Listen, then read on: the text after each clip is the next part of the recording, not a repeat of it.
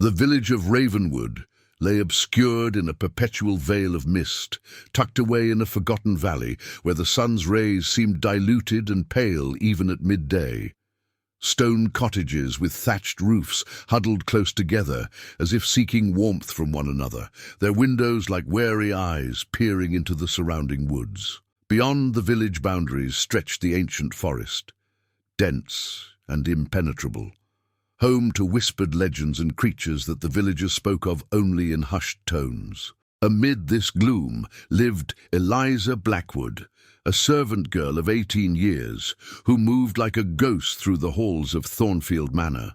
Her small frame was perpetually draped in a faded grey dress, her chestnut hair tied back severely from a face that might have been beautiful had it not been marked by exhaustion and the quiet resignation of one born to serve. Yet there remained something untamed in her eyes, a spark of defiance, of yearning, that refused to be extinguished despite the weight of her circumstances.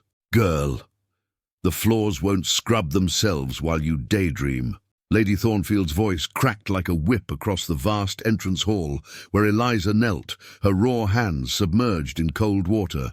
"The master has guests arriving tonight, and I'll not have them greeted by filth." "Yes, my lady." Eliza dipped her head, allowing her loose strands of hair to curtain her expression. Lady Thornfield, with her perpetually pinched expression and eyes that missed nothing, would not tolerate even a flicker of resentment. The manor itself seemed to absorb Eliza's sigh as the mistress swept away, her black skirts rustling like crow's wings. Thornfield Manor stood as the grandest house in Ravenwood, a looming structure of weathered stone and leaded glass, surrounded by gardens that had once been magnificent but now grew wild and unkempt at their edges, gradually surrendering to the encroaching forest. As darkness fell, Eliza hurried to complete her tasks, lighting candles in the guest chambers and ensuring fresh water and linens were provided. The fading bruise on her wrist, hidden beneath her sleeve, was a reminder of the last time she had failed to meet Lady Thornfield's expectations. Outside, the wind rose, whispering through the eaves and rattling the window panes like impatient fingers.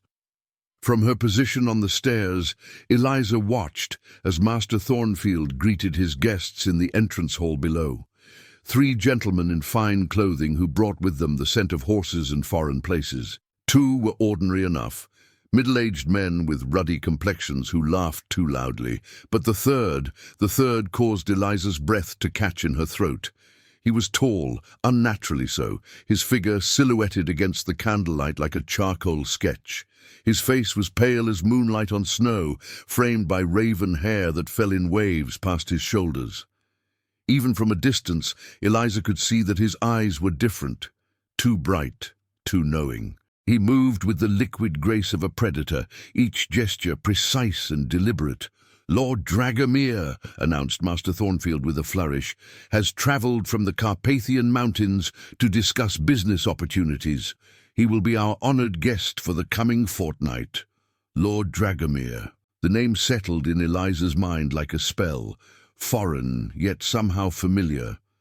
As if sensing her scrutiny, the stranger looked up, his gaze finding hers across the vast space with unerring precision. His eyes were the colour of smoke, neither grey nor blue, but something in between, ancient eyes in a face that appeared no older than 30. Eliza froze, knowing she should look away, should make herself invisible as servants were meant to do.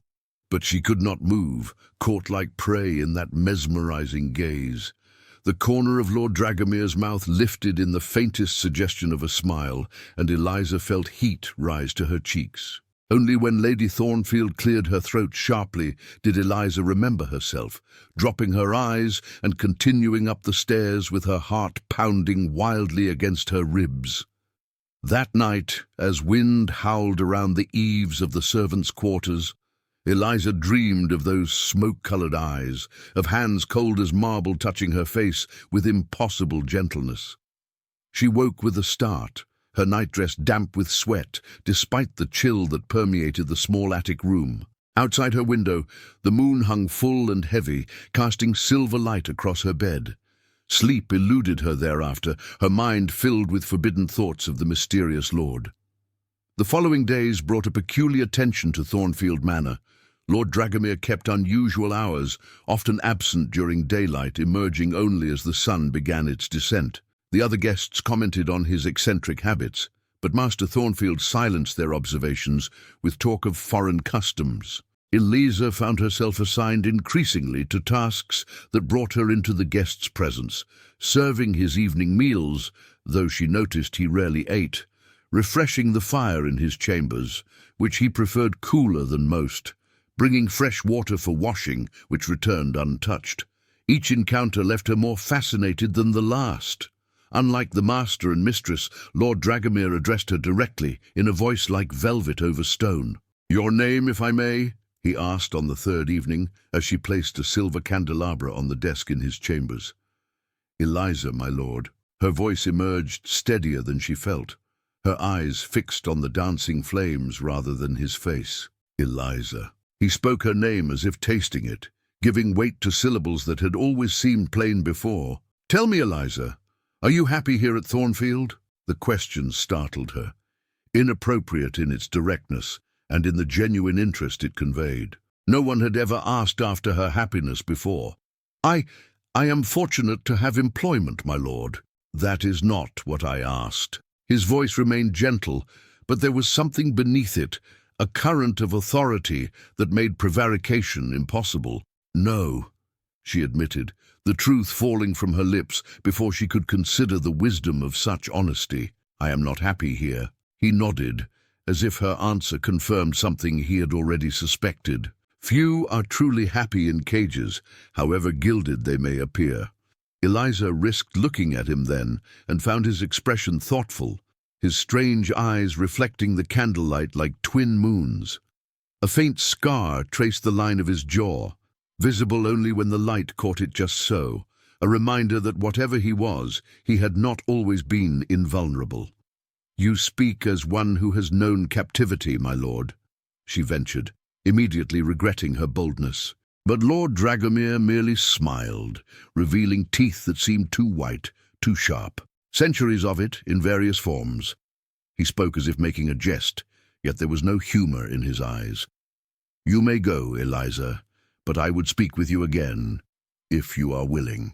She curtsied and withdrew, her mind racing with questions. That night, she slipped into the manor's small library after her duties were complete, searching dusty shelves until she found what she sought, an old volume of Eastern European folklore. By the light of a single candle, she read tales of the undead who walked by night, of creatures called Nosferatu who fed on the blood of the living to maintain their immortality.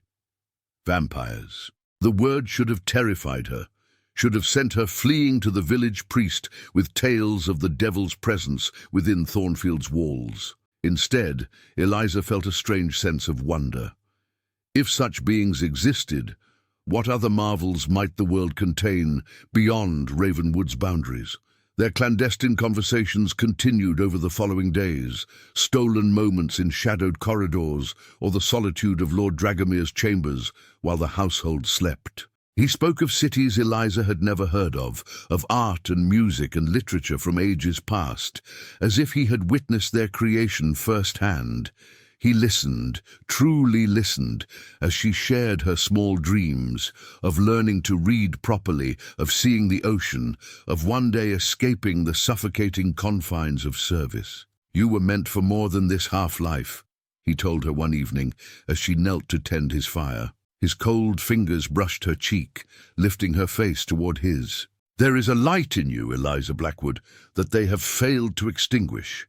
In that moment, standing closer to him than propriety allowed, Eliza recognized the precipice before her and chose to leap. "What are you?"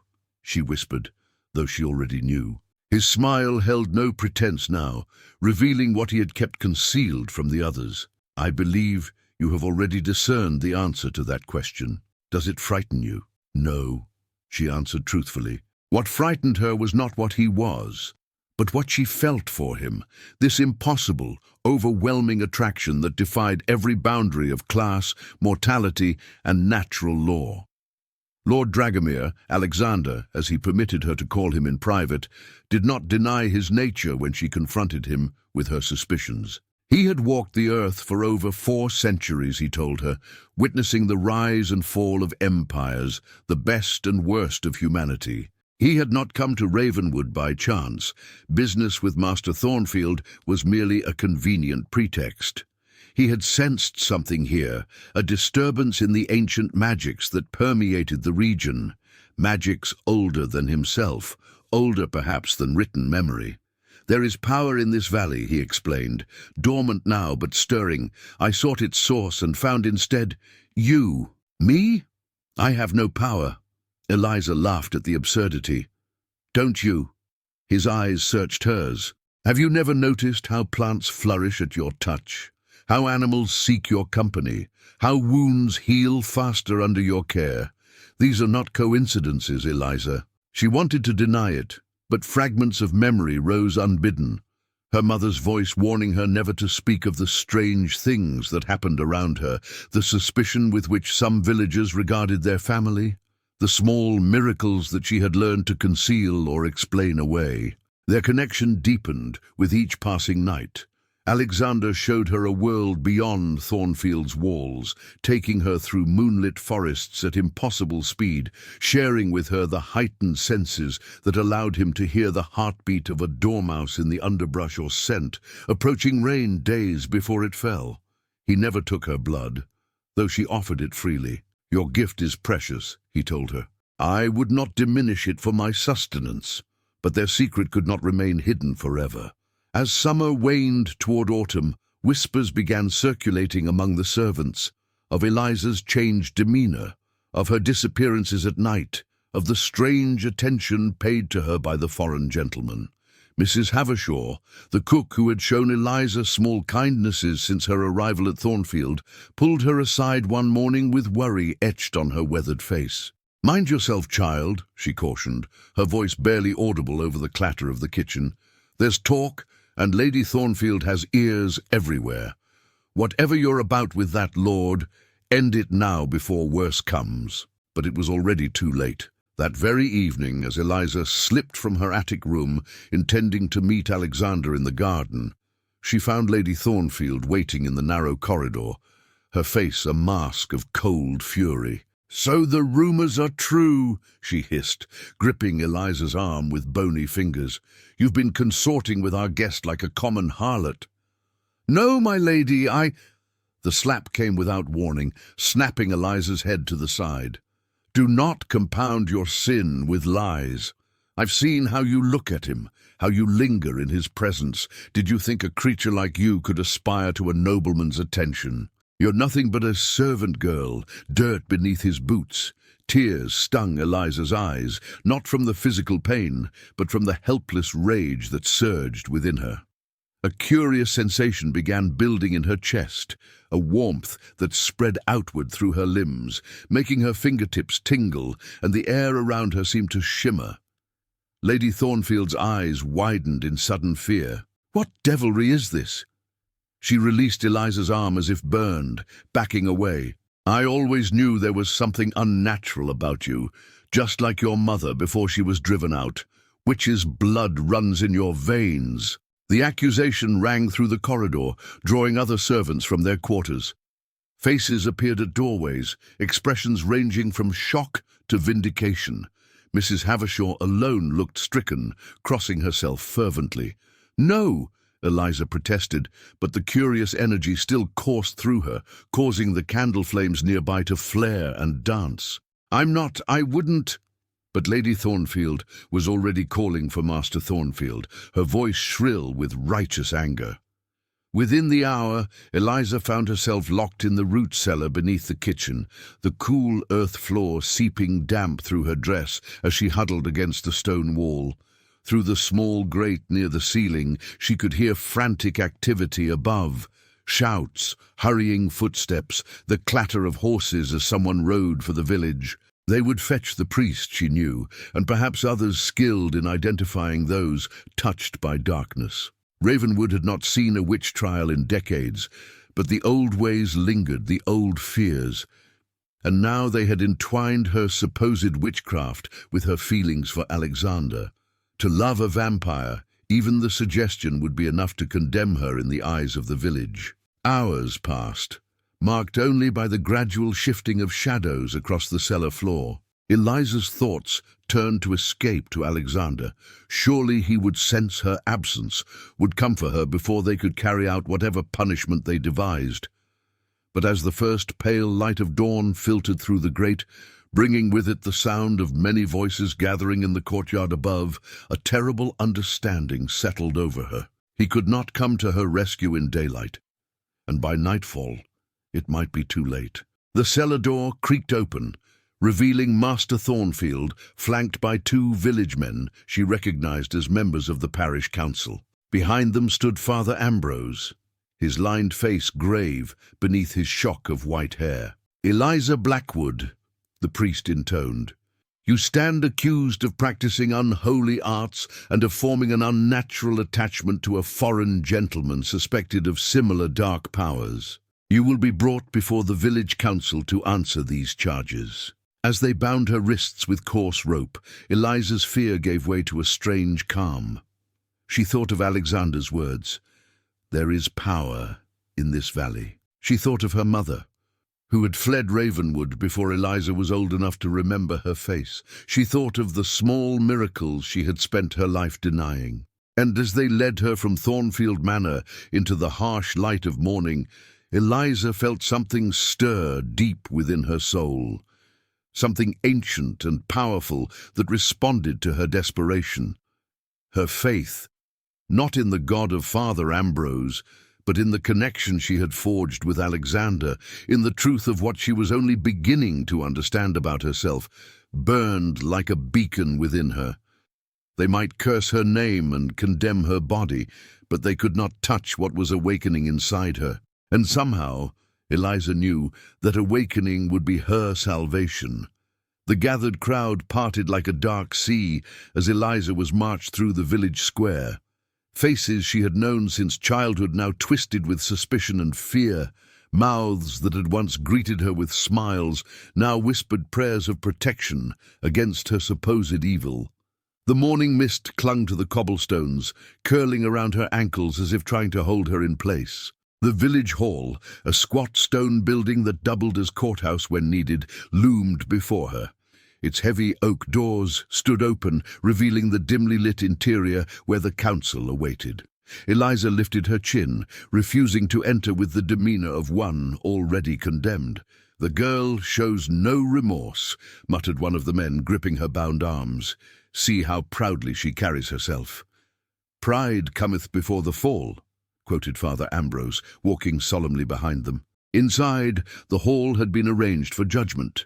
7 chairs formed a semicircle at the front, occupied by the village elders and prominent citizens. Master Thornfield took his place among them, his jowled face set in lines of grave concern. Lady Thornfield sat rigidly in the gallery, her thin lips pressed into a bloodless line. Eliza was positioned in the center of the room, her bound wrists beginning to chafe. The rope had been wound deliberately tight, a minor cruelty that spoke of deeper intentions. "Eliza Blackwood," intoned Magistrate Hargrove, a skeletal man whose authority in Ravenwood was second only to the Thornfields. "You stand before us accused of practicing witchcraft and of consorting with dark entities.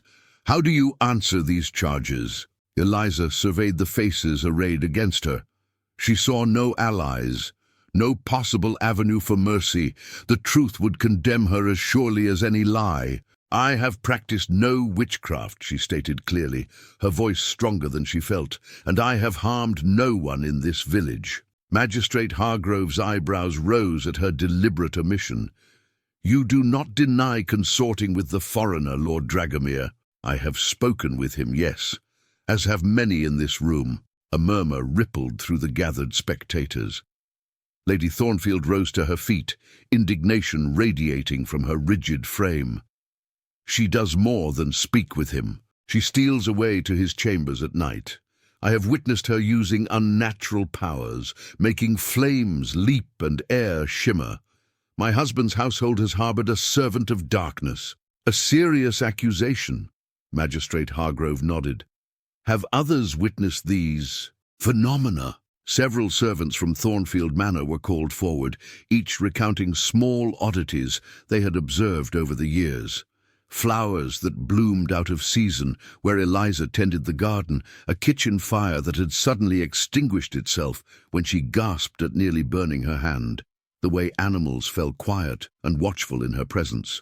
Mrs. Havershaw was the last to testify, her plump hands twisting her apron as she avoided Eliza's gaze. I've known the girl since she was brought to the manor, she said reluctantly. She's always been different, quiet-like, keeps to herself, but I've never seen her wish harm on anyone. But have you witnessed anything unusual? Pressed Father Ambrose. Mrs. Havershaw hesitated, then nodded miserably.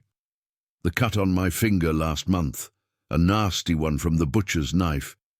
She touched it just for a moment, and the bleeding stopped right away. By morning it was nearly healed. She looked up at Eliza then, her eyes swimming with confused tears. I thought it a blessing at the time. The magistrate leaned forward. And what do you believe now, Mrs. Havershaw? I don't know, sir. She's just a girl. No ordinary girl, Father Ambrose interrupted. I have consulted my texts. There are accounts of those who carry witch blood unknowingly, whose powers manifest gradually. Often they are drawn to other dark creatures. He turned to Eliza. This Lord Dragomir, when does he emerge from his chambers? Eliza remained silent, her heart hammering.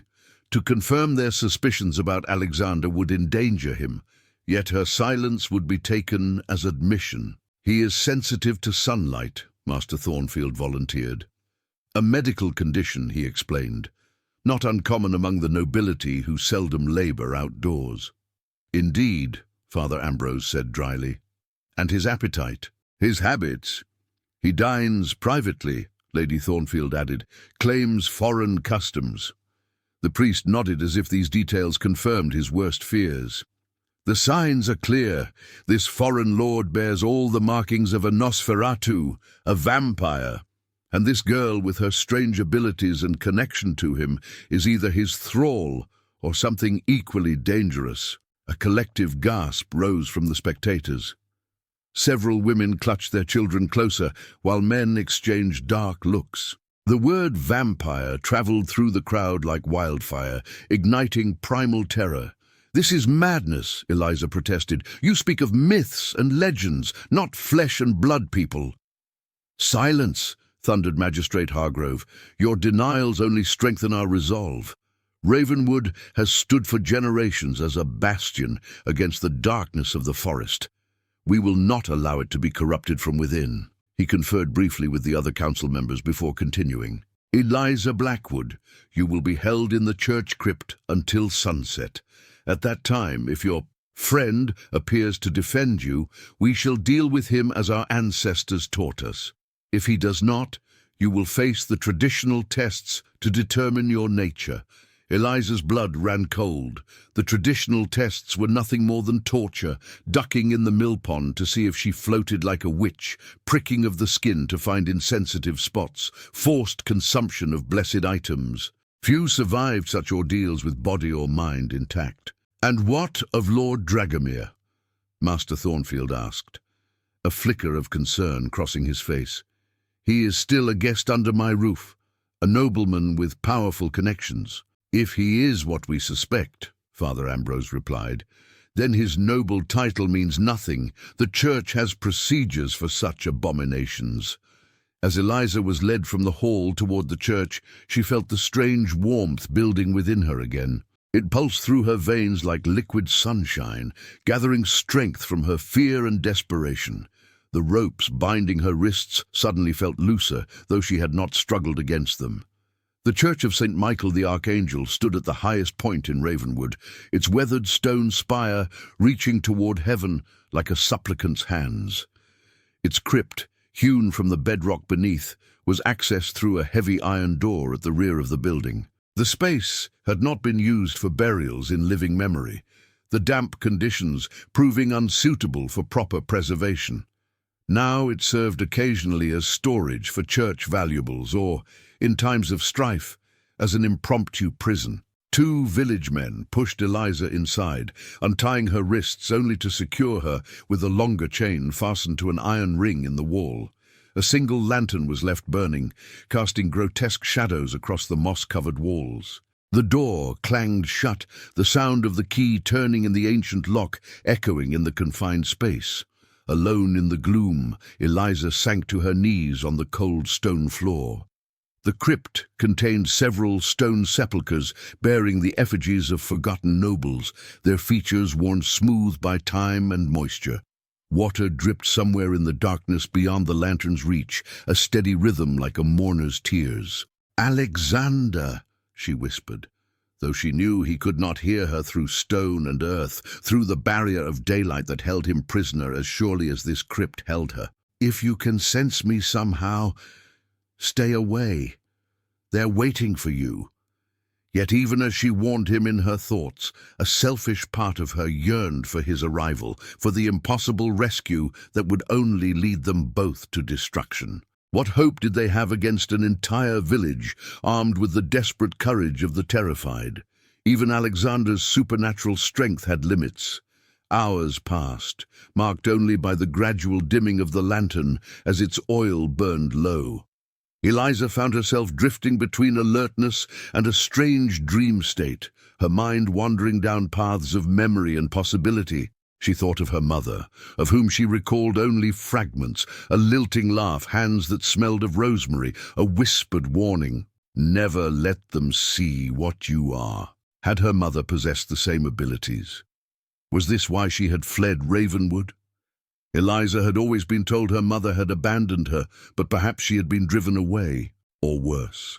"I need to understand," Eliza murmured to the darkness. "I need to know what I am."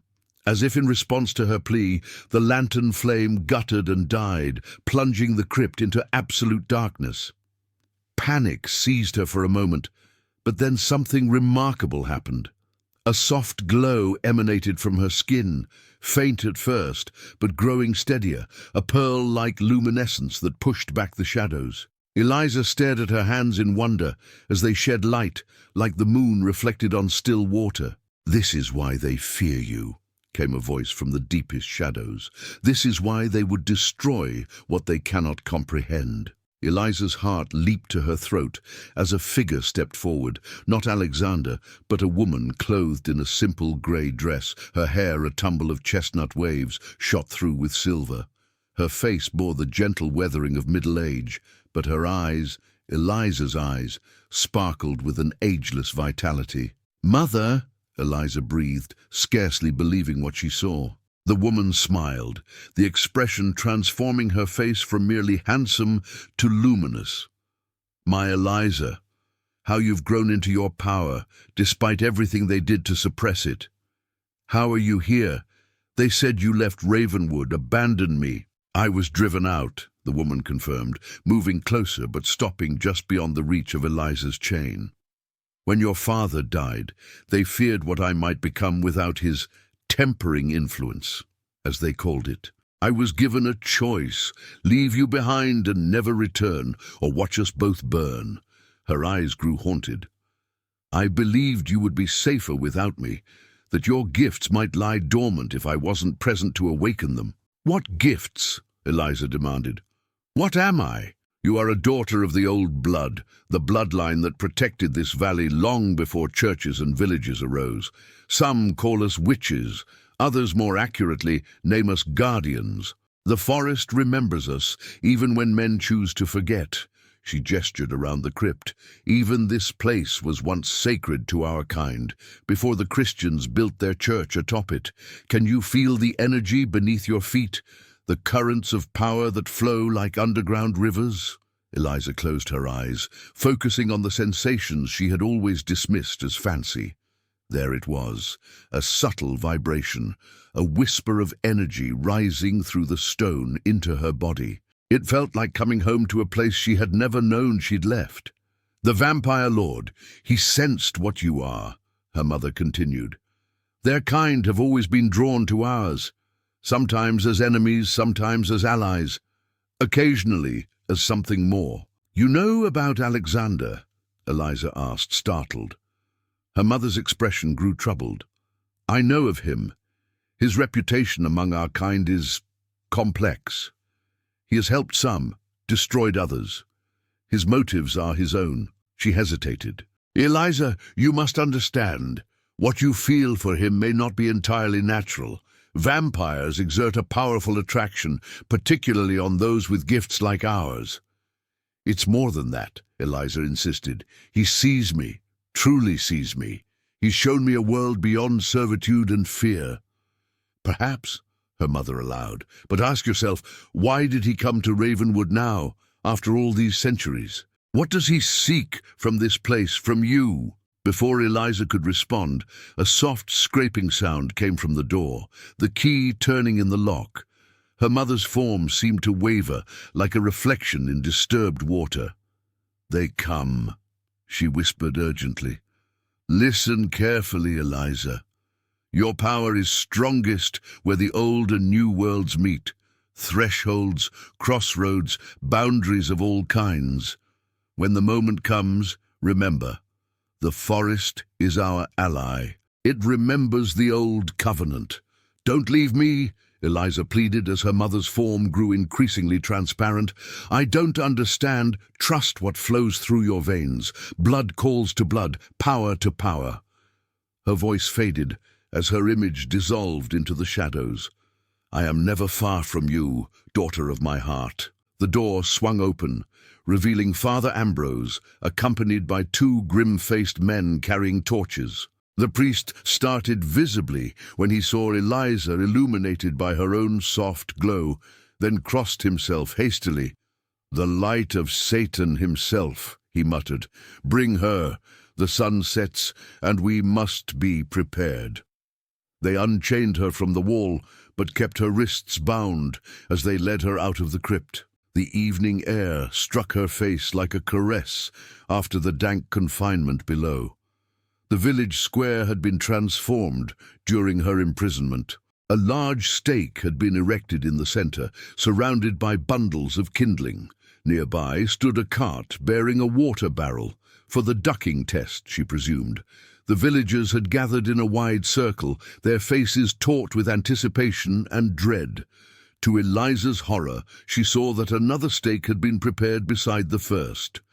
They expected Alexander to come for her, were counting on it. This was not just her trial, it was a trap. Lord God, protect your faithful servants as they confront the powers of darkness, Father Ambrose intoned, his voice carrying across the hushed square. Grant us strength to cleanse this evil from our midst. The gathered villagers responded with a fervent Amen, their faces hardened with righteous purpose. Eliza recognized even those who had shown her kindness in the past. The baker who sometimes slipped her extra bread, the seamstress who had mended her cloak without charge last winter. Fear had transformed them, stripped away the veneer of compassion to reveal the ancient terror beneath. The accused will be secured while we await the arrival of her dark companion, announced Magistrate Hargrove. Should he fail to appear by the midnight hour, we shall proceed with the traditional tests. As they marched her toward the stake, a whisper of wind stirred the square, carrying with it the scent of the forest, pine and loam and something wilder, more ancient. Eliza breathed it in deeply, recalling her mother's words. The forest is our ally. It remembers the old covenant. The first stars had appeared in the deepening blue of the sky when a disturbance rippled through the crowd. Heads turned toward the road leading from Thornfield Manor, where a solitary figure approached with unhurried grace. Even at a distance, Eliza would have known him. The tall silhouette, the fluid movement, the aura of power that seemed to bend reality around him. Alexander, she whispered, her heart both soaring and plummeting. He had come for her just as they had anticipated. The vampire lord walked into the square as if entering a ballroom, his fine clothes immaculate, his pale face composed. Only his eyes betrayed him, burning with an intensity that made those nearest to him step back involuntarily. What charming provincial entertainment, he drawled, his accent more pronounced than usual. I was not aware that witch burnings remained fashionable in this century. Lord Dragomir, Master Thornfield stepped forward, his voice strained. This is a local matter of justice. I must ask you to return to the manor. Justice? Alexander's laugh was like shattered glass. I see no justice here, only fear masquerading as righteousness. His gaze swept the assembled villagers, many of whom could not meet his eyes. You would burn this girl for the crime of being different, of possessing gifts you cannot comprehend. How many innocents have you sacrificed on the altar of your ignorance through the centuries? Father Ambrose brandished a crucifix before him. We know what you are, creature of darkness. Your unholy influence over this girl ends tonight. Alexander barely glanced at the religious symbol. Your trinkets have no power over me, priest. I have walked through the halls of the Vatican itself and emerged unscathed. His attention returned to Eliza, his expression softening momentarily. Are you hurt? No, she called back, though the ropes binding her to the stake bit painfully into her arms. But Alexander, you shouldn't have come. It's a trap. Of course it is, he replied, amusement coloring his tone. A rather obvious one. At some unseen signal, a dozen men rushed forward from concealed positions, bearing torches and hastily fashioned wooden stakes.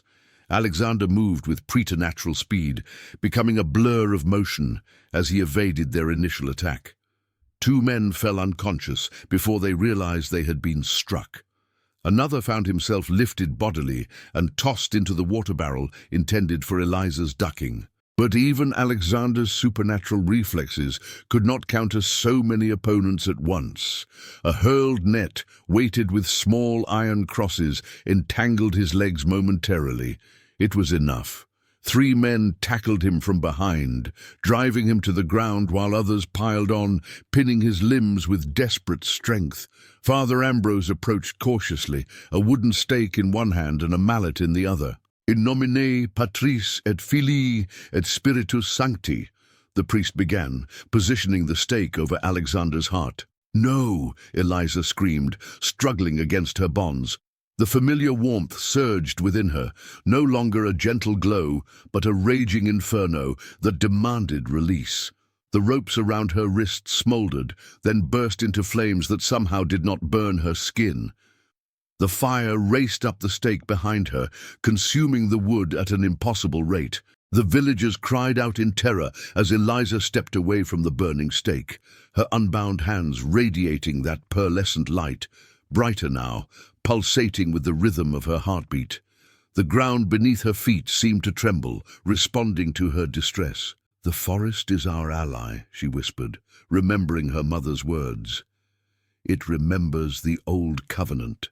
As if in response, the wind rose suddenly, howling through the square with unnatural force.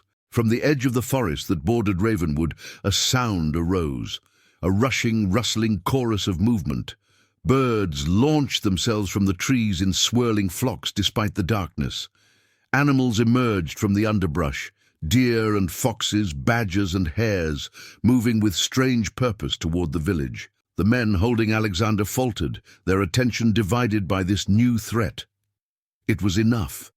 The vampire surged upward with explosive force, throwing them off like rag dolls. In seconds, he was beside Eliza, his hand closing protectively around hers. Your mother's blood awakens, he murmured. The guardian rises. This ends now! Father Ambrose shouted, his face contorted with fear and fury. He thrust his crucifix toward them. In God's name, I command thee. His words died in his throat as vines erupted from the earth at his feet, twining around his legs with sinuous strength. Throughout the square, the ground split and heaved, vegetation bursting forth in wild profusion. Not the cultivated plants of garden or field, but the primal growth of the ancient forest that had once covered this land. Villagers scattered in panic as trees seemed to walk out of the forest itself, their roots pulling free of the earth, their branches reaching like grasping hands. At the center of this chaos stood Eliza, her eyes wide with wonder and fear at what she had unleashed. "Oh, what's happening?" she gasped, turning to Alexander. "I can't control it." Don't try to control it, he advised, his grip on her hand tightening. This power is older than both of us. Let it flow through you. Acknowledge it as part of yourself. The magistrate, finding his courage, raised his voice above the din. Seize them. This devilry only proves their guilt. A few men, driven by fear or faith, surged toward Eliza and Alexander. The vampire moved to intercept them, his fangs now fully extended, his pretense of humanity abandoned. But before he could engage, a new figure appeared between the approaching mob and the accused. The translucent form of Eliza's mother, now solid enough that others could see her too. "Esmeralda Blackwood," Father Ambrose breathed, his face draining of color. "But you're dead?" she finished, her voice echoing strangely. "Not quite. Merely transformed. The forest took me in when your kind drove me out, and now it reclaims what was always its own." She turned to Eliza, her expression both loving and sorrowful. "The choice lies before you, daughter. Embrace your heritage fully and become the guardian this land needs, or flee with your vampire lord to whatever future you might forge together. But choose quickly. The power you've awakened cannot remain unleashed for long." Eliza looked from her mother to Alexander, torn between the pull of blood and the promise of love. The vampire's face revealed nothing, but his eyes held a question, and perhaps a plea. "If I stay," Eliza asked her mother, "what becomes of me?" "You become one with the forest, its voice and its protector, neither fully human nor fully other. It is a solitary path, but one of great purpose. And if I go with him," her mother's expression grew troubled, "that I cannot say. His kind walk a different path from ours. There would be sacrifices." The chaos around them intensified as the natural world responded to Eliza's emotional turmoil. The ground trembled more violently, cracks appearing in the foundations of buildings. The villagers who had not fled outright now huddled in terrified groups, their former aggression transformed into abject fear. "Choose, Eliza," Alexander urged softly. "But know this, I did not come to Ravenwood by chance. I have searched for one like you for centuries, one who might bridge the divide between our kinds." He hesitated, vulnerability flickering across his ageless features. "I would not ask you to abandon your power, only to share your journey with mine." Eliza closed her eyes, feeling the currents of energy flowing through her, around her, connecting her to the earth and sky, to the primal forces her ancestors had communed with. She felt Alexander's cool hand in hers, anchoring her to a different possibility. And somewhere, in the space between heartbeats, she glimpsed a third path, one neither had mentioned. Her eyes snapped open, determination replacing uncertainty. "I choose." A tremendous crack split the air as lightning struck the church steeple, sending stone and timber crashing down. The ground heaved once more, a chasm opening between Eliza and the villagers, separating them as decisively as a declaration. From this fissure rose a thick mist, glowing with an ethereal blue light that spread rapidly, engulfing the square. Within the mist, shapes moved, ancient presences awakened by the surge of old magic, entities that had slumbered beneath Ravenwood since time immemorial. Their voices, neither male nor female, young nor old, whispered in a language Eliza somehow understood, despite never having heard it before. "The balance tips," they murmured. "The veil thins. The old and new worlds collide." As the mist swirled higher, obscuring everything but the immediate space around her, Eliza felt Alexander's hand slip from hers. She turned, trying to locate him in the supernatural fog, but saw only shifting shadows and dancing lights. "Alexander!" she called, panic rising in her throat. His voice came from somewhere to her left, strangely distant. "Eliza! Something pulls at me, a force I cannot resist." She moved toward the sound, her hands outstretched, but the mist thickened between them. Through gaps in its swirling density, she caught glimpses of the chaos beyond. Villagers fleeing in terror, buildings shaking on their foundations, the forest creeping ever closer to reclaim the settlement that had defied it for generations. And somewhere in that maelstrom of natural and supernatural forces, Alexander fought against whatever power sought to separate them. "Remember," her mother's voice echoed from everywhere and nowhere, "blood calls to blood, power to power. The choice may not be what you imagined, but it remains yours to make." The mist closed in completely, and Eliza Blackwood stood alone at the center of a storm of her own creation, caught between worlds, between loves, between destinies, the servant girl and the awakening guardian, teetering on the edge of a transformation that would change not only her life, but the fate of Ravenwood itself. As the mystical mist swirled around her, Eliza felt a profound shift in the world, or perhaps in her perception of it. Colors became more vivid, sounds sharper, scents richer. The boundary between herself and her surroundings seemed to dissolve, as if her consciousness extended beyond the limits of her skin to touch the ancient forces stirring beneath Ravenwood. "Alexander!" she called again, her voice carrying a resonance that made the mist itself vibrate. Through the ethereal fog, she caught fragmented glimpses, villagers scattering in terror, Father Ambrose on his knees, crucifix clutched to his chest. Lady Thornfield's face contorted in horror as vines crept up the walls of buildings. But of Alexander she saw nothing. A soft touch on her shoulder made her turn. Her mother stood there, more substantial now, the translucence giving way to solidity. "He has been pulled across the threshold," Esmeralda said gently. "The Ancient Ones have claimed him temporarily." "Why? Where have they taken him?" Panic edged Eliza's voice. "To the heart of the forest, to the sacred grove, where our ancestors first made covenant with this land." Her mother's eyes reflected the ghostly blue light of the mist. "There, all will be revealed." "I don't understand any of this," Eliza cried, frustration boiling over. "Yesterday I was a servant girl. Now I'm supposedly some kind of guardian with powers I can't control. And Alexander—" She broke off, unable to articulate the depth of her feelings for him. Esmeralda's face softened. "Your connection to him is both your greatest strength and your greatest vulnerability. The Old Ones sense this. They wish to test you both.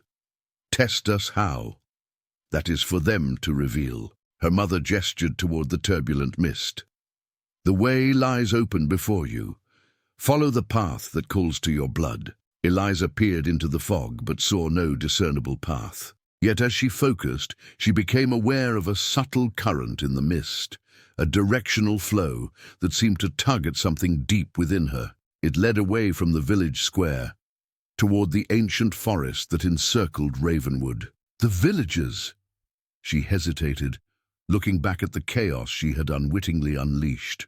"Will be unharmed if they cease their persecution," Esmeralda assured her. "This display of power is a warning, not vengeance."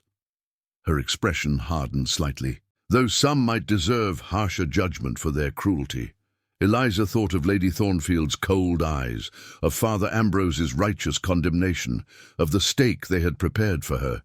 Yet she could not wish destruction upon them, only understanding.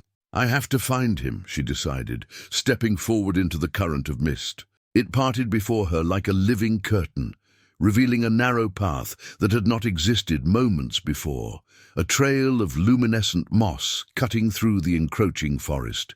"Mother!" she called back. "Are you coming with me?" But when she turned, Esmeralda was already fading, her form dissolving into the swirling fog. "I cannot," her voice echoed. "My journey took a different turn long ago. This path is yours alone to walk." Her final words drifted like leaves on the wind. "Trust what flows through your veins." Alone again, Eliza squared her shoulders and followed the glowing path into the forest. The trees seemed to bend toward her as she passed, ancient sentinels acknowledging her presence. Night creatures watched from the shadows, owls with unnervingly intelligent eyes, foxes whose fur shimmered with an almost supernatural luster, deer that stood their ground rather than fleeing at her approach. The deeper she ventured, the more the forest changed around her. Familiar oaks and pines gave way to trees she had never seen before, some with bark that gleamed like polished silver, others with leaves that emitted a faint phosphorescence. Flowers bloomed at her feet, despite the darkness, unfurling in her wake as if responding to her passage. After walking for what seemed like hours, though the moon had scarcely moved in the sky, Eliza came upon a clearing unlike any she had ever seen. Perfectly circular, it was ringed by 9 enormous trees whose species she could not identify. Their trunks were wider than 3 men could encircle with joined arms, their heights disappearing into the night sky. At the center of the clearing stood a stone altar, ancient and worn, covered in symbols that seemed to writhe and shift when viewed directly. And there, bound to the altar by vines that glowed with the same eerie blue light as the mist, lay Alexander. His normally immaculate appearance was disheveled, his fine clothes torn. Though no physical wounds marked his pale skin, his face was contorted in pain. The vines pulsed rhythmically, and with each pulse, Alexander's body arched in agony. "Alexander!" Eliza rushed forward, only to be halted by an invisible barrier at the edge of the clearing. She pressed against it frantically, feeling it yield slightly under her touch before firming again. The vampire's head turned at the sound of her voice, his smoke-colored eyes finding hers across the distance. "Eliza!" he gasped, his voice strained. "You shouldn't have followed. It's a trap, not just for me, but for you." "I don't care," she replied, pushing harder against the barrier. "I won't leave you here." A voice, or rather many voices, speaking in perfect unison, echoed throughout the clearing. "The Guardian comes, as was foretold." Eliza spun around, searching for the source of the sound. From between the massive trees stepped figures that defied description. Neither fully human nor entirely other, their forms shifting between animal and elemental aspects. A woman with the antlers of a stag and skin like birch bark. A man whose lower body dissipated into mist while flames danced in his eye sockets. A child whose hair flowed like water around a face as ancient as the mountains. "We are the keepers," they intoned together, "the guardians before guardians, the first to make covenant with this land." Eliza felt both terror and awe in their presence, a sense of standing before beings so far removed from human experience that her mind struggled to comprehend them. Yet something in her recognized them, responded to them on a level deeper than conscious thought. "Release him," she demanded, surprised by the authority in her own voice. "He has done nothing to deserve this torment." The flame-eyed keeper stepped forward. "Nothing. He has lived centuries taking life to sustain his own. He has manipulated, deceived, seduced. His kind has long been enemy to ours. Yet he sought you out," added the antlered woman, "drawn by the awakening power in your blood. We would know his true purpose." Eliza looked back at Alexander, who had gone still on the altar, his eyes never leaving hers. "Ask him then," she challenged. "But stop hurting him." The water-haired child approached the altar and placed a small hand on Alexander's forehead. Immediately the vampire's body relaxed, though the binding vines remained in place. "Speak truth, blood drinker," commanded the child in a voice too old for its apparent years. "Why do you seek the last descendant of the guardian line?" Alexander's voice, when it came, was steady despite his ordeal. "I have walked this earth for 4 centuries, existing but not living. I have witnessed the slow retreat of the old magics, the fading of wonders that once filled this world." His eyes found Eliza's again. "I came to Ravenwood, following rumors of stirring power, seeking—" He hesitated. "Speak plainly," urged the flame-eyed keeper. "Redemption," Alexander finished softly. "A way to end my cursed existence without surrendering to oblivion. The old legends speak of guardian blood having the power to transform even those like me, neither living nor dead." Eliza felt her heart constrict.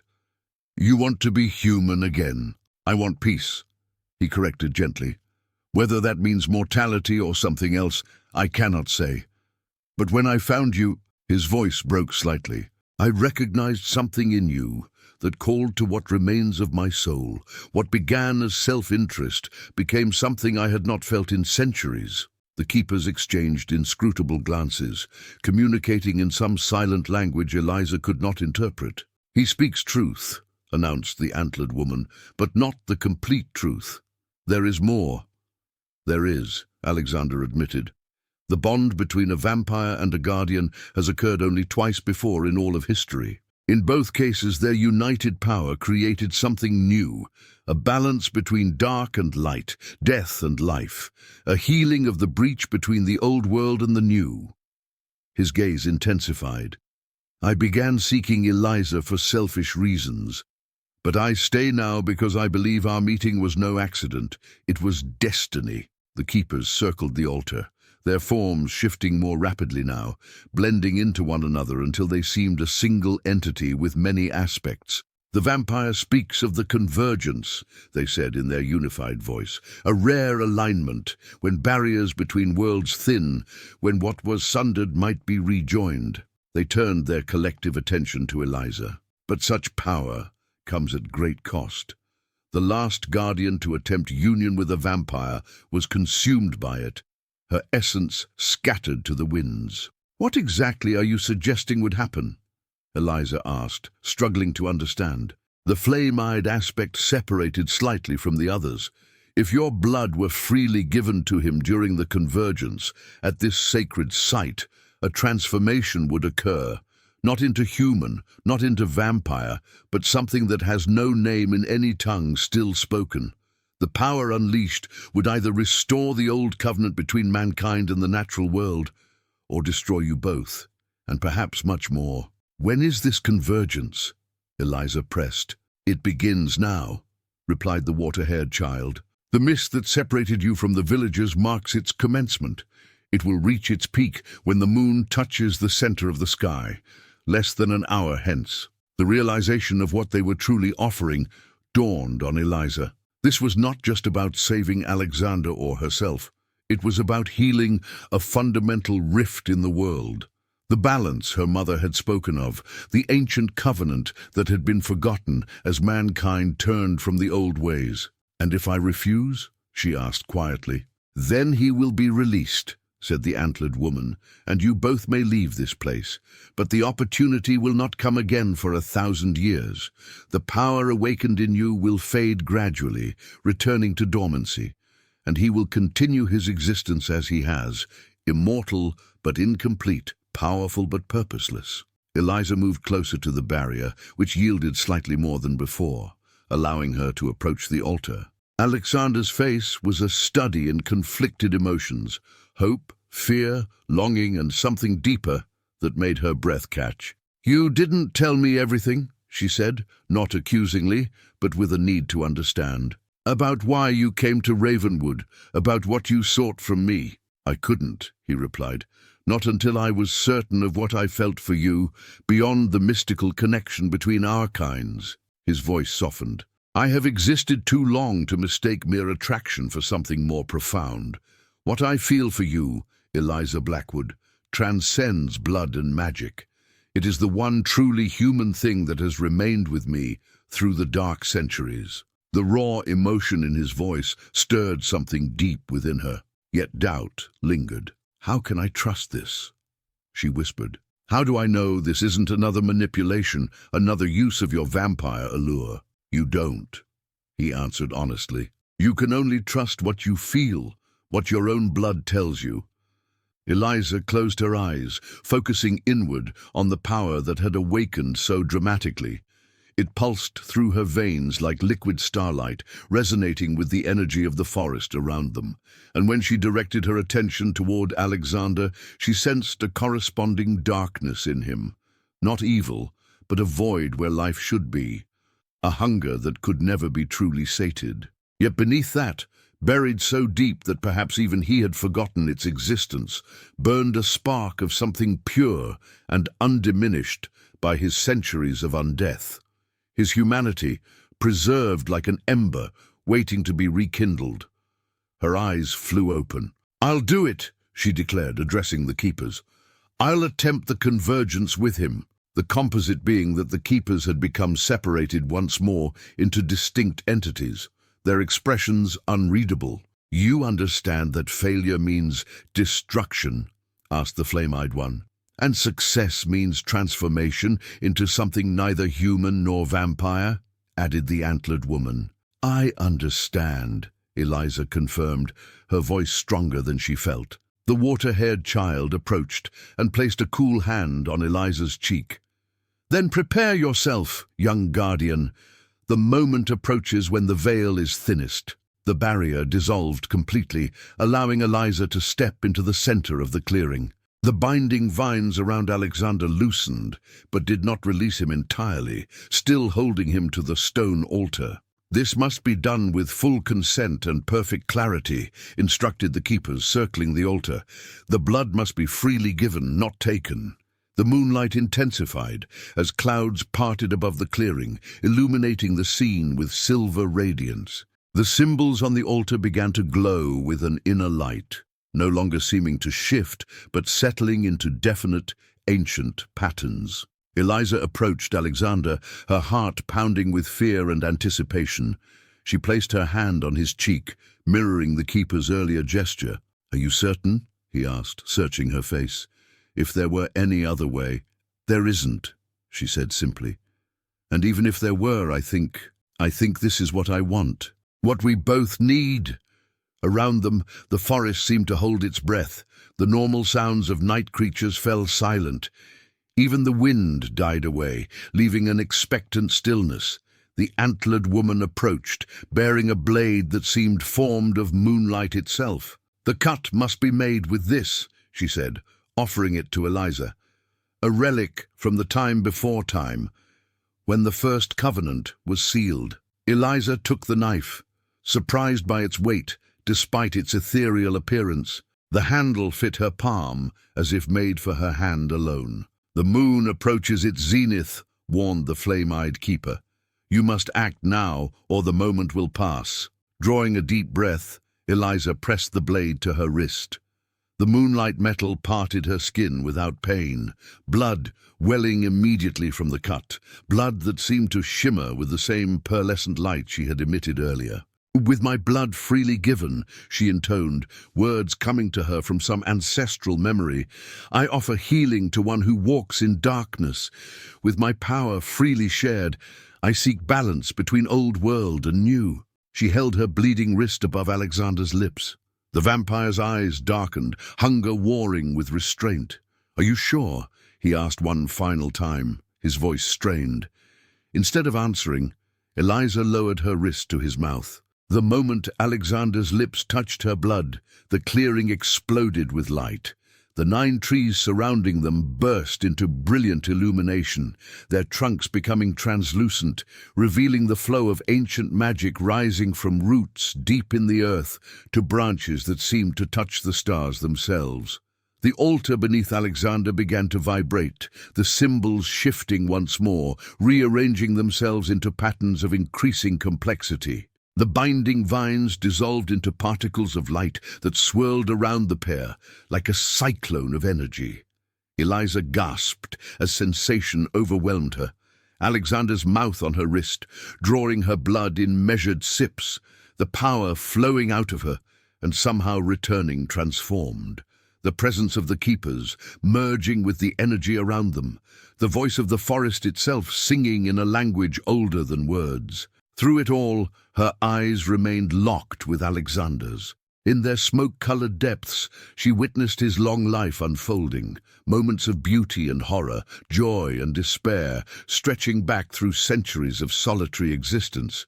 She saw the man he had been before darkness claimed him, and every choice that had led him to this moment. And he, in turn, saw her, not just the servant girl from Thornfield Manor, but the lineage of guardians flowing through her veins, the potential that had always existed within her, waiting to be awakened. He saw her courage and compassion, her capacity for love, despite years of mistreatment, the innate connection to the natural world that defined her heritage. As the moon reached its absolute zenith, a column of light descended from the sky, enveloping them both. Eliza felt herself dissolving, her physical form becoming insubstantial, merging with Alexander in a union that transcended the physical. Their separate consciousnesses began to blend, memories and emotions flowing between them like water finding its level. Just as Eliza felt she might lose herself completely in this merger, a searing pain tore through her being. Alexander's consciousness recoiled from hers, his anguish palpable as the energy between them suddenly turned volatile. "Something's wrong," she gasped, though she no longer knew if she spoke with a physical voice or merely projected her thoughts. The keeper's voices echoed from everywhere and nowhere. The balance shifts, the powers reject each other. Through the maelstrom of energy, Eliza glimpsed the water-haired child keeper reaching toward them, face contorted with effort. There is interference, a darkness not of the vampire but from beyond. Something works against the convergence. In the chaos of merging consciousness, Eliza perceived a shadow moving at the edge of the clearing, a hooded figure whose presence seemed to distort the very air around it. Though she could not see a face within the cowl, she felt its malevolent attention fixed upon the ritual unfolding at the altar. "Who?" she tried to ask, but the connection between her and Alexander suddenly snapped, hurling them both back into separate physicality with devastating force. Alexander's cry of pain mingled with her own as they were torn apart. The column of light fractured, shards of energy scattering like broken glass throughout the clearing. The luminescence in the trees flickered and dimmed. The altar beneath them cracked down its center with a sound like the world splitting open. As Eliza's vision darkened at the edges, she saw the hooded figure step into the clearing, moving with unnatural speed toward the faltering ritual. The keepers moved to intercept, their forms shifting rapidly between aspects as they summoned their power. The last thing Eliza heard before consciousness fled was the hooded figure's voice, familiar yet distorted, filled with an ancient hatred that chilled her to her core.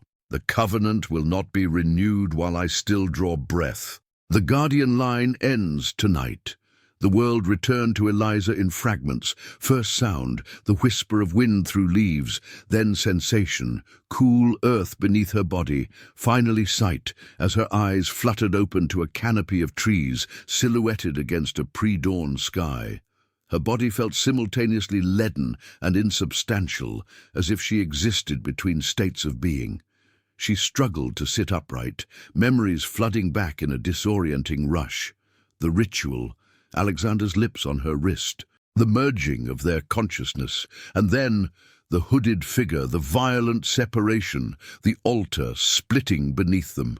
"Alexander!" she called, her voice emerging as little more than a rasp.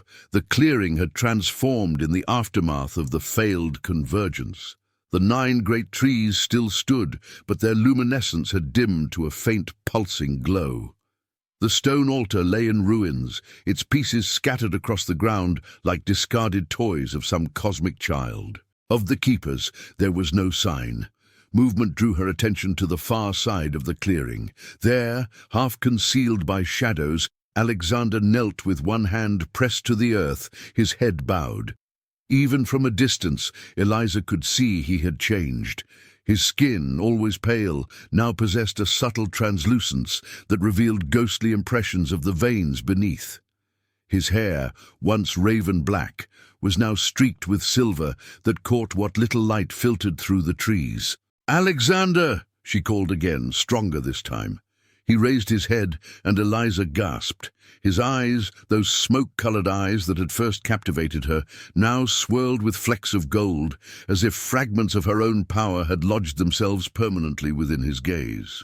"Eliza," he answered, his voice layered with harmonics that had not existed before. "You're alive." She tried to stand, but faltered, her limbs uncooperative. Immediately Alexander was beside her, moving with that preternatural speed that reminded her he was still, at least partially, vampire. His arms supported her, cool but not cold against her skin. "What happened?" she asked, leaning into his strength. "The ritual failed," he finished, his expression grave. Or perhaps not entirely. We are changed, both of us, but not as the keepers intended. Eliza looked down at her hands and understood what he meant. Her skin glowed faintly from within, the pearlescent light that had manifested during her awakening, now a permanent part of her being. When she concentrated, she could feel the pulse of the forest around them, the flow of life through root and branch. The hooded figure, she remembered suddenly. Who was it?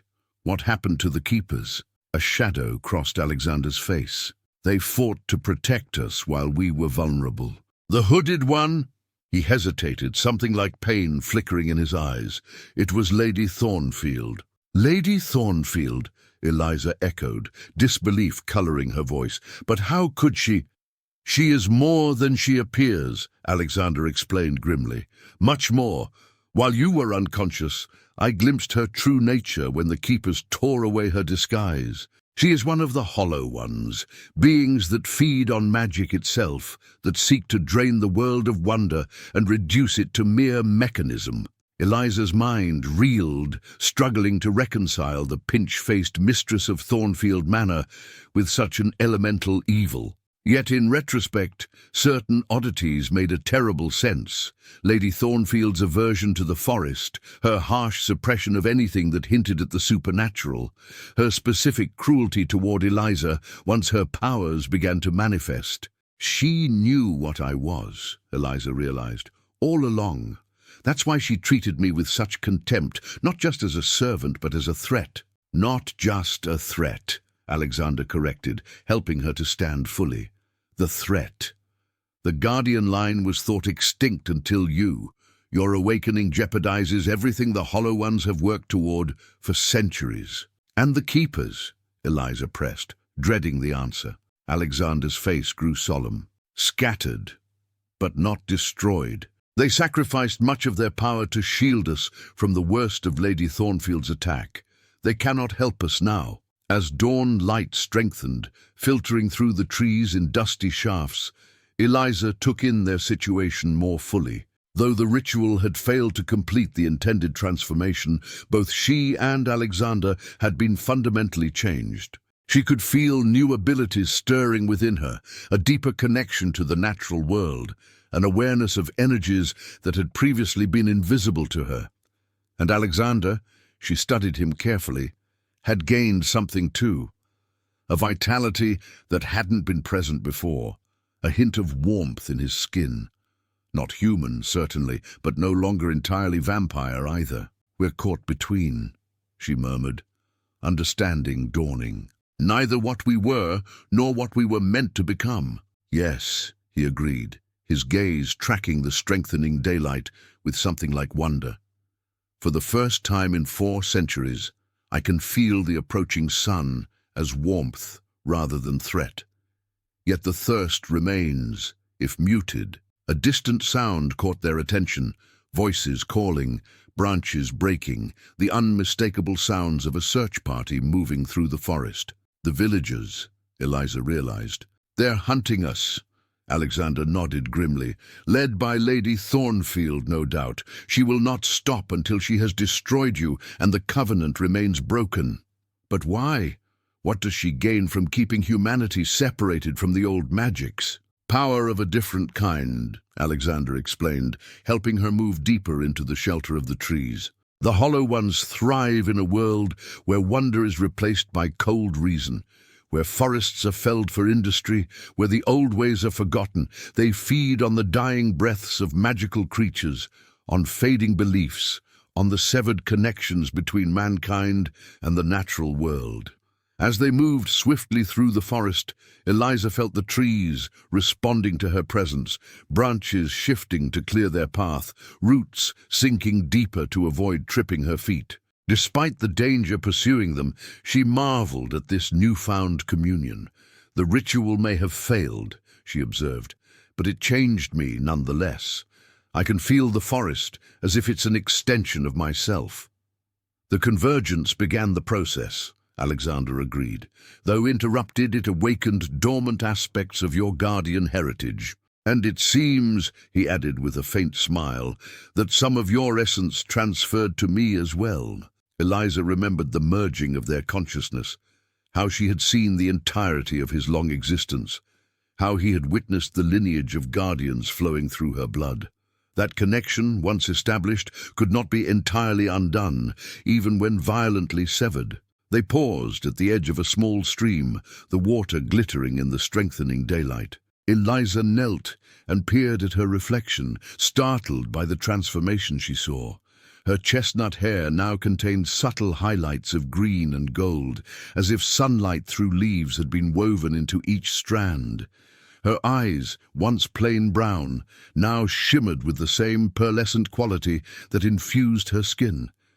"We cannot run forever," Alexander said, watching the sun rise fully above the tree line without flinching from its light.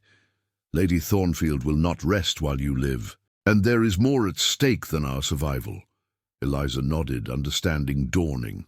The covenant, the balance between worlds that the Keepers spoke of. Yes, the convergence offered a rare opportunity to heal that breach, but there may be another way. He hesitated, his expression growing grave. "When our consciousness merged during the ritual, I glimpsed something, a memory not your own, but carried in your bloodline. A sacred place, deeper in the forest than even the Keeper's clearing, where the first covenant was sealed." Eliza closed her eyes, searching through the welter of images and sensations that had flooded her during the ritual. There, a vision of standing stones, arranged in a pattern that echoed the stars, situated atop a hill where ley lines converged like the spokes of a wheel. "I see it," she whispered, "but I don't know where it is." Alexander's hand found hers, cool fingers interlacing with her own. "I believe you can find it. The forest responds to you now, recognizes you as guardian. It will guide us, if you ask."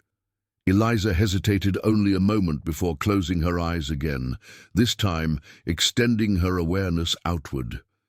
She felt the pulse of life surrounding them, the steady heartbeats of trees, the quick fluttering of birds, the patient breathing of stone beneath soil.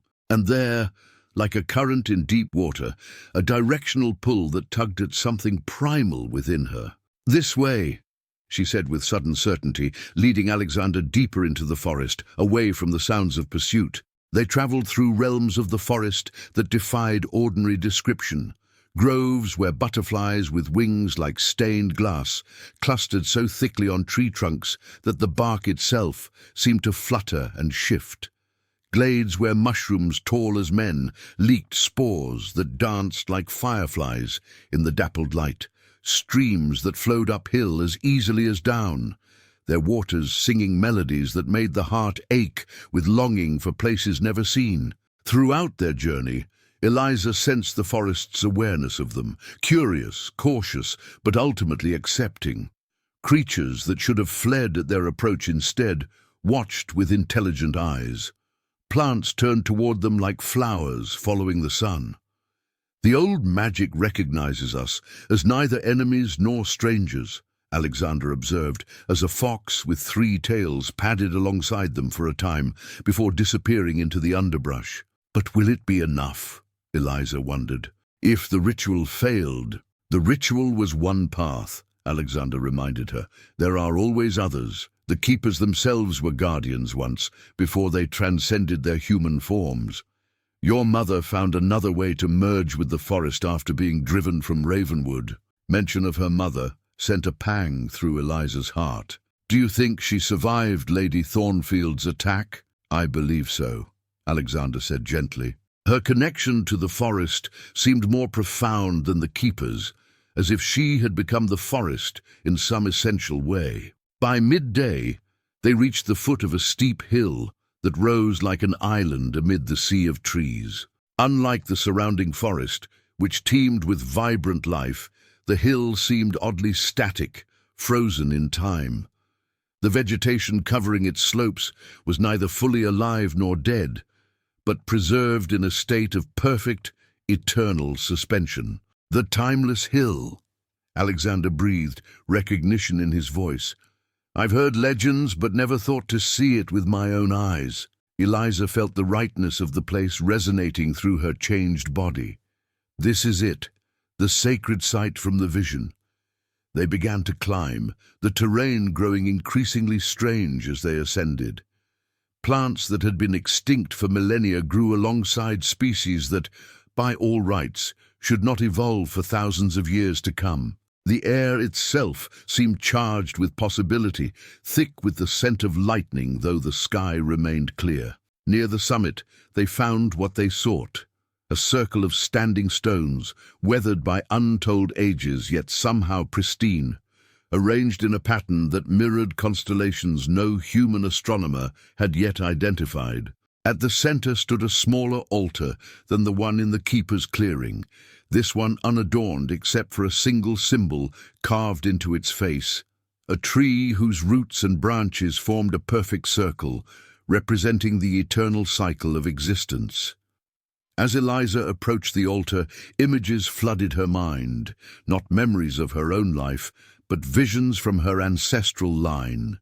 She saw the first covenant being sealed, eons ago when mankind was young and the separation between worlds had not yet occurred. She witnessed generations of guardians tending the balance, communing with beings that now existed only in folklore and fairy tales. And she saw the breaking, a catastrophic sundering that occurred when fear and greed began to overshadow mankind's wonder. When the first of the Hollow Ones emerged from that collective turning away from magic. "I understand now," she whispered, her hands hovering over the altar's surface. The covenant wasn't broken by force. It was forgotten, left to wither as humanity chose a different path. "And can be renewed by remembering," Alexander completed, standing beside her, "by choosing to acknowledge both worlds, both realities." A sound from the forest below interrupted their revelation. Voices, closer now, with Lady Thornfield's commanding tone rising above the others. "They've found us," Eliza said, turning toward the threat. Alexander's expression hardened. "You must complete what we began in the clearing. I will hold them off." "No!" Eliza gripped his arm. "We do this together or not at all. The covenant requires both, darkness and light, death and life in balance." Before he could argue, Lady Thornfield emerged at the edge of the stone circle, her human disguise now completely abandoned.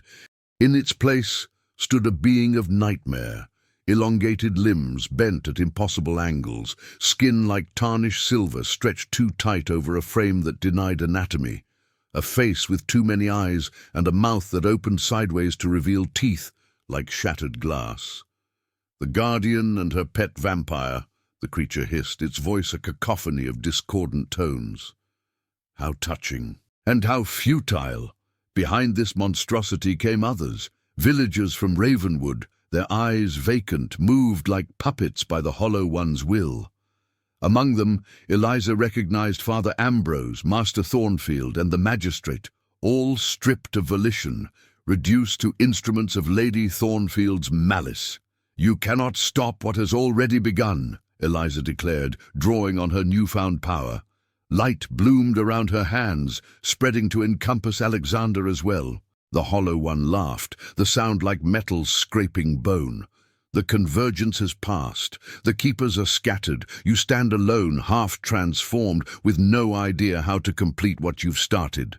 "Not alone," came a familiar voice from behind them. Esmeralda Blackwood materialized at Eliza's side, her form shifting between human and something far more ancient, a being composed of root and branch, of shadow and sunlight. "The forest stands with its guardian, as do I." The Hollow One's many eyes widened in genuine surprise. "You. We thought you destroyed decades ago." "Transformed," Esmeralda corrected, "as my daughter shall be, and her vampire consort with her." She turned to Eliza, her expression softening. "The altar responds to freely given sacrifice, not of life, but of what was. Are you both willing to surrender what you were to become, what you must be?" Eliza looked at Alexander, no words needed between them after the profound connection they had shared during the ritual. He nodded once, decision made. "We are," they answered in unison. The Hollow One shrieked, lunging forward with impossible speed. "I forbid it! The covenant stays broken!" But it was too late. As one, Eliza and Alexander placed their hands on the ancient altar. The symbol of the circular tree flared with blinding light, then seemed to leap from the stone to inscribe itself in the air above them, growing until it encompassed the entire circle of standing stones. Power surged through Eliza, through Alexander, through the ground beneath them and the air around them. The half-transformation begun in the clearing completed itself in a rush of sensation too profound for mere consciousness to contain. Eliza felt herself dissolving once more, merging not just with Alexander, but with the forest itself, with the very essence of natural magic. The Hollow One howled in fury and despair as the renewed covenant sent ripples of change outward from the timeless hill. The enslaved villagers collapsed, freed from its control. The trees swayed in a wind that carried whispers of ancient songs. The barrier between worlds thinned, allowing glimpses of wonders long forgotten by human eyes. In the midst of this transformation, Eliza and Alexander found each other, not as separate beings, but as complementary aspects of a new existence. Neither human nor vampire, neither fully corporeal nor entirely spirit, they had become living embodiments of the covenant itself. As the light finally dimmed and the power settled into its new patterns, they stood hand in hand at the center of the stone circle. The Hollow One had fled, its influence broken by the surge of old magic. Esmeralda regarded them with eyes that held the wisdom of the forest and the love of a mother. "It is done," she said simply. "The Guardian and the Nightwalker, united as neither yet both, the balance restored." Eliza looked down at herself, marveling at the change. Her form seemed composed of light, given substance, of earth rendered luminous. Beside her, Alexander had undergone a parallel transformation, his vampiric aspects tempered by life, his darkness illuminated from within. "What happens now?" Eliza asked, her voice carrying harmonics that made the standing stones vibrate in sympathy. "Now," Esmeralda said with a smile that contained the changing of seasons, "you rebuild what was broken. You remind humanity of what they have forgotten. You guard the threshold between worlds, ensuring neither dominates the other." She gestured toward Ravenwood in the distance, visible through the trees from their elevated position. "Begin there, where fear nearly destroyed you both. Show them wonder instead of terror, possibility instead of dogma." As dawn broke the following day, the villagers of Ravenwood awoke to a world subtly transformed. The perpetual mist that had shrouded the valley for generations had lifted, revealing skies of impossible blue. The forest that had always loomed as a threatening presence now seemed to embrace the village like a protective circle, and walking among them, sometimes visible and sometimes merely sensed, were the new guardians of the covenant, the girl who had once been a servant and the vampire who had sought redemption. Together they moved between worlds, belonging fully to neither yet essential to both, their love a bridge across the ancient divide. In time, Ravenwood forgot its fear. Children played at the forest's edge without trepidation. The old stories were remembered not as warnings, but as truths. And if sometimes, in the deepest part of night, villagers glimpsed a luminous woman walking hand in hand with a silver-haired man whose eyes contained both darkness and light, well, such sights were no longer cause for alarm, but for reverence. For the covenant had been renewed, the balance restored, and though the wider world might continue its march toward industry and reason, in Ravenwood, magic would always find sanctuary,